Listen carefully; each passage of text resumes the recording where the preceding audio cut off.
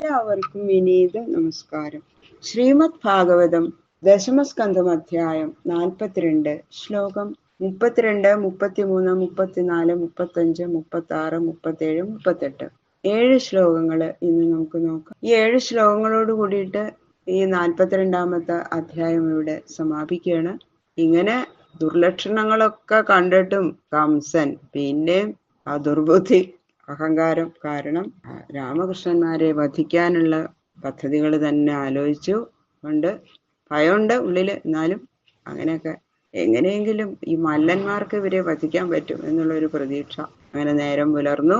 മല്ലന്മാരെ രംഗസ്ഥലത്തിൽ വന്ന് അവരവരുടെ അഭ്യാസ പാഠങ്ങള് കാട്ടി എല്ലാവരും ജനങ്ങളെ ആനന്ദിപ്പിക്കണമെന്ന് കൽപ്പന കൊടുക്കുകയാണ്.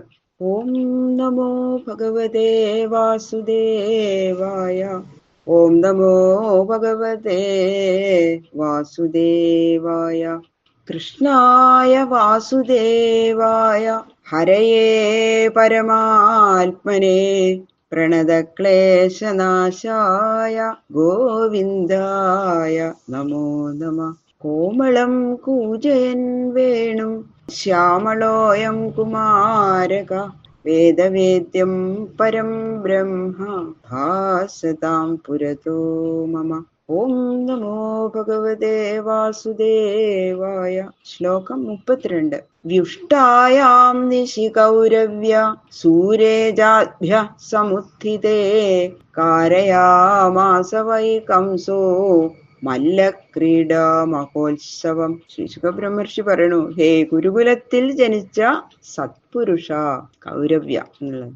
ഇങ്ങനെ ദുർലക്ഷണങ്ങളൊക്കെ കണ്ട് ഭയപ്പെട്ട കംസൻ എന്നാ ഭഗവാനെ ശരണം പ്രാപിക്കാൻ തോന്നിയോ? ഇല്ല. പിന്നെയും വധോപായം തന്നെ ചിന്തിച്ചുകൊണ്ട് അവന്റെ ദുർബുദ്ധി കണ്ടില്ലേ. പിന്നെ എന്നാ എന്തെങ്കിലും ഇത്രയൊക്കെ കണ്ടു മരണം അടുത്തു എന്നുള്ളത് മനസ്സിലായി, എന്നാലെങ്കിൽ ഇതൊന്നും ഒഴിയാ ഇല്ല. ദുസ്വപ്നങ്ങളൊക്കെ കണ്ട് ഭയപ്പെട്ടുകൊണ്ട് ഒരുവിധം രാത്രി കഴിച്ചുകൂട്ടി. അങ്ങനെ നേരം പ്രഭാതമായി, സൂര്യൻ ഉദിച്ചു. ഉടനെ കംസൻ മല്ലന്മാരെയൊക്കെ വിളിച്ച്, നിങ്ങളുടെ ഈ അഭ്യാസ പാഠമൊക്കെ ഉണ്ടല്ലോ അതൊക്കെ മല്ല രംഗത്തില് പോയിട്ട് കാണിച്ച് ജനങ്ങളെ ആനന്ദിപ്പിക്കൂ എന്ന് പറഞ്ഞ കൽപ്പന കൊടുക്കണം.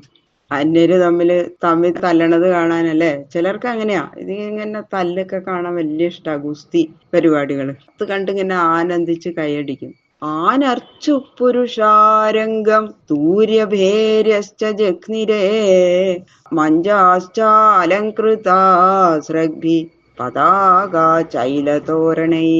മല്ലന്മാർക്ക് കളിക്കാനും ജനങ്ങൾക്ക് ഇരുന്ന് കാണാനും ഒക്കെ ഉള്ള അങ്ങനെ നിശ്ചയിച്ചിട്ടുള്ള ആ രംഗസ്ഥലമൊക്കെ കംസന്റെ ഭൃത്യജനങ്ങള് അങ്ങനെ വൃത്തിയാക്കി അങ്ങനെ സുന്ദരമായിട്ട് അലങ്കരിച്ചു.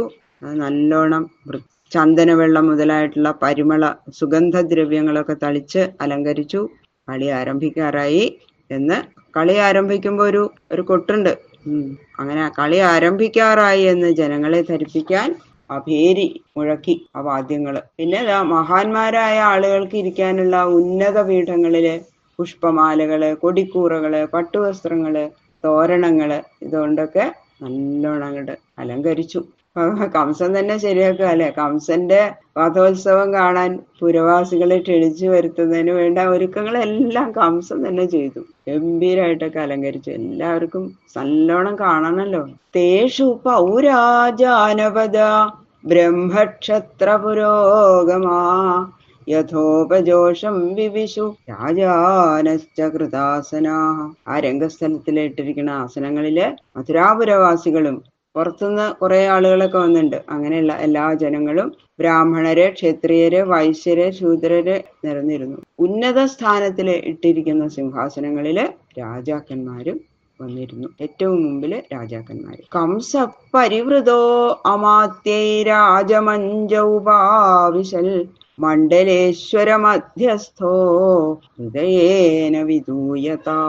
കംസൻ മന്ത്രിമാരോടൊക്കെ ചേർന്ന് തന്റെ കീഴില് ഓരോ ദേശങ്ങളുടെ ആധിപത്യം വഹിച്ചിരിക്കുന്ന ആ രാജാക്കന്മാരിയ്ക്കുന്നതിന്റെ നടുവില് അവരെല്ലാം ബഹുമാനിക്കത്തക്ക സ്ഥാനത്തില് രാജോചിതമായ സിംഹാസനത്തിൽ അങ്ങനെ ഞെളിഞ്ഞിരുന്നു. ഉള്ളിലിങ്ങനെ ആ ദുസ്വപ്നം കണ്ടതും ദുർനിമിത്തങ്ങളും ഒക്കെ എങ്ങനെയാണ് ഇത് കലാശിക്കാൻ പോണെന്നുള്ള വിചാരം നല്ലോണം ഉണ്ട്. ഹൃദയം അങ്ങനെ പെട്ടപ്പെട്ടക്കുണ്ട്. ദുഃഖമുണ്ട് മനസ്സില്. പക്ഷെ ഇതൊന്നും ആരെയും അറിയിച്ചിട്ടില്ല കേട്ടോ.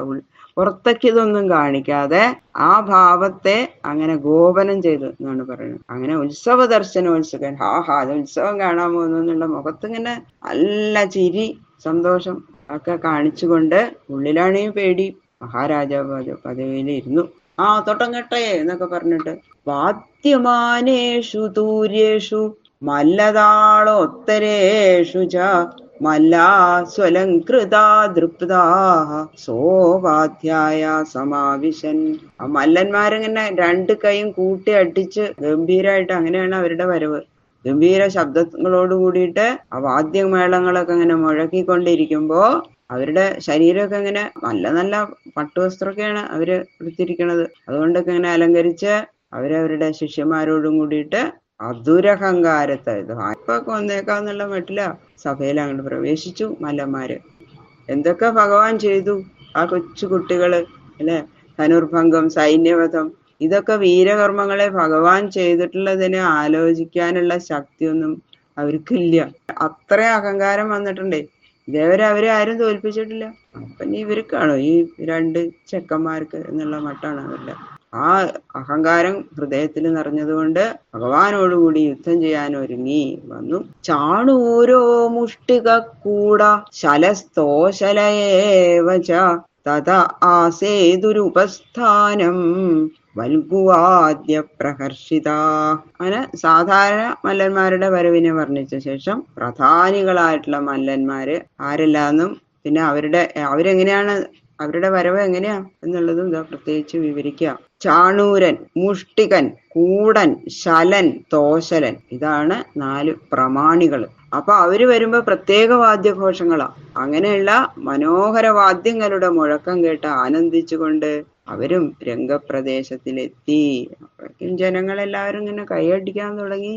നന്ദഗോപാദയോ ഗോപാ ഭോജരാജസമാഹുതാ നിവേദിതോപായനാസ്തേ ഏകസ്മിൻ മഞ്ച ആവിശൻ. നന്ദനും ബാക്കിയുള്ള ഗോപന്മാരെയൊക്കെ ക്ഷണിച്ചു വരുത്തിയിരിക്കുകയാണല്ലോ കംസൻ, ഇവരൊക്കെ ഉത്സവം കാണാൻ. അങ്ങനെ അപ്പൊ അവർക്ക് പ്രത്യേകം മഞ്ചം അവിടെ ഒരുക്കിയിട്ടുണ്ട് ക്ഷണിച്ചു വന്നവർക്ക്. അപ്പൊ അവര് നന്ദഗോപര് കാഴ്ചദ്രവ്യങ്ങളൊക്കെ സമർപ്പിച്ച ശേഷം എല്ലാവരും കൂടി ഒരു സംഘമായിട്ട് ചേർന്ന് അവർക്ക് അനുവദിച്ചിരിക്കുന്ന ആ മഞ്ചത്തില് അവിടെ ഇരുന്നു മല്ലയുദ്ധം കാണാനായിട്ട് അവിടെ വന്നിരുന്നു. ഇത് ശ്രീമൽ ഭാഗവതേ മഹാപുരാണേ പാരമഹംസ്യാം സംഹിതായാം ദശമസ്കന്ധേ 24 സർവത്ര ഗോവിന്ദനാമ സങ്കീർത്തനം. ഗോവിന്ദ ഗോവിന്ദ.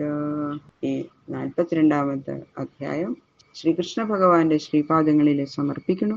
കായേന വാചാ മനസേന്ദ്രിയർവാ ധ്യാത്മനാ വാ പ്രകൃതേ സ്വഭാവാൽ കരോമി യത് സകലം പരസ്മൈ നാരായണായേതി സമർപ്പയാമി. സർവം ശ്രീകൃഷ്ണാർപ്പണമസ്തു.